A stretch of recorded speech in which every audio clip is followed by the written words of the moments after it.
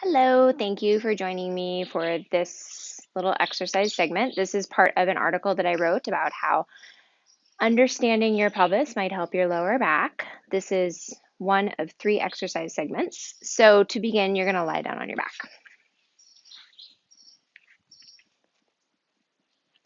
And take a moment to close your eyes and feel the weight of your pelvis against the ground. And as you feel the weight of your pelvis against the ground, I want you to observe what it looks like. So if I asked you to open your eyes and draw a picture of what the back of your pelvis looked like against the floor, what would your picture look like? Go ahead and open your eyes. And then very gently begin letting your low back come closer to the floor and letting your low back come away from the floor. And just go back and forth between these 2 movements, low back closer to the floor, low back away from the floor. Observe what happens in the rest of your body as you do this. So you might feel your head shift up and down as your pelvis changes positions. Just take one more.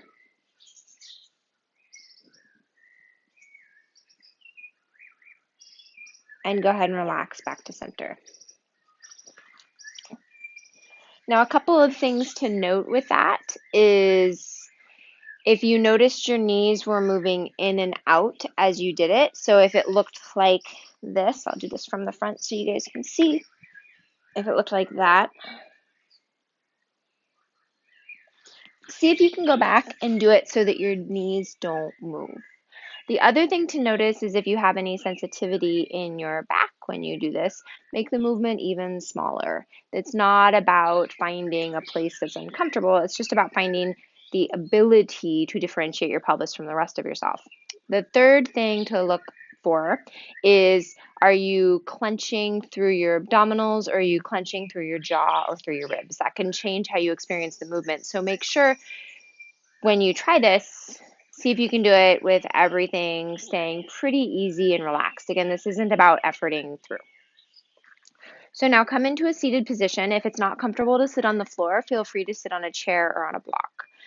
I have my right ankle crossed in front of my left, which means halfway through, I will shift. So my left ankle is in front of my right. I will also turn and face the other way so you can see what's happening through the rest of my spine.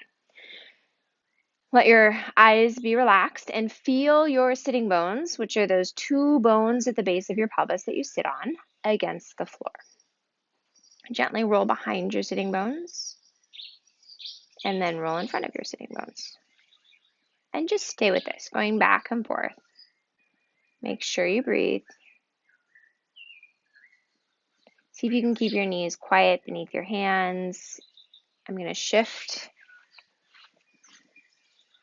going back, going forward.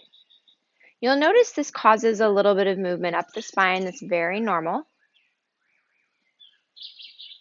But I'm not starting the motion by pushing my back out. And I'm trying to keep my head as still as I can. Go ahead and relax there. Find a centered position. Now turn over onto your hands and your knees. And we're going to do this one a little bit differently. So I want you to imagine that you have a tail. And I just want you to move your tail up towards the ceiling.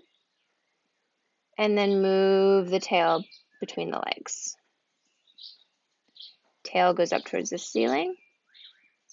Tail goes between your legs. Keep breathing. Don't worry about what's happening anywhere else. Just focus on your tail.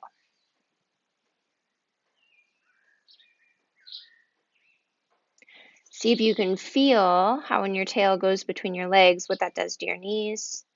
And when your tail goes up towards the ceiling, what that does to your knees. Now go ahead and lie on your back. With your knees bent and your eyes closed, and take a moment to revisit that picture of your pelvis. And if I were to ask you to draw a picture now of the back of your pelvis and how it rests against the floor, would it look any different than it did 4.5 minutes ago? Maybe not, and that's totally okay. But maybe something's changed for you. Go ahead and gently come on up into a seated position. And again, thank you for joining me for this segment of the exercises. I hope you'll join me for parts 2 and 3. Thank you.